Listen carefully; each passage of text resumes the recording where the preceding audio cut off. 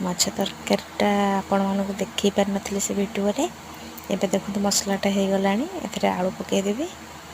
ଆଉ ଆଳୁ ପକାଇ ସାରିଲା ପରେ ପାଣି ଦେଇ ସାରିଲା ପରେ ପାଣି ଫୁଟିଗଲାଣି, ମାଛ ପକାଇ ଦେଉଛି।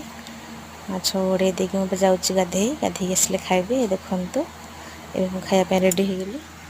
ମମି କେମିତି ଲାଗୁଛି? ସୁପର, ବଢ଼ିଆ ହେଇଛି, ବହୁତ ବଢ଼ିଆ ଲାଗୁଛି।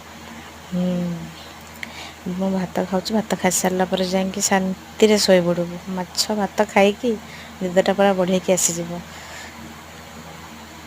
ସନ୍ଧ୍ୟାବେଳ ହେଲା, ସ୍ୱାମୀ ଆଣି ଦେଇଥିଲେ ଚିକେନ୍ ପକୋଡ଼ା ଆଉ ଚଟଣି।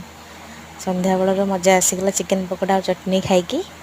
ତାପରେ ସ୍ୱାମୀକୁ କହିଥିଲି ରାତିରେ ଟିକେ ଚିକେନ୍ ବିରିୟାନୀ ଆଣିବା ପାଇଁ। ଦେଖିଲେ ଚିକେନ୍ ବିରିୟାନୀଟା କେମିତି ହେଇଛି। ୱାଓ! ଭିଡ଼ିଓଟା କେମିତି ଲାଗିଲା ନିଶ୍ଚୟ ଜଣାଇବେ। ନମସ୍କାର।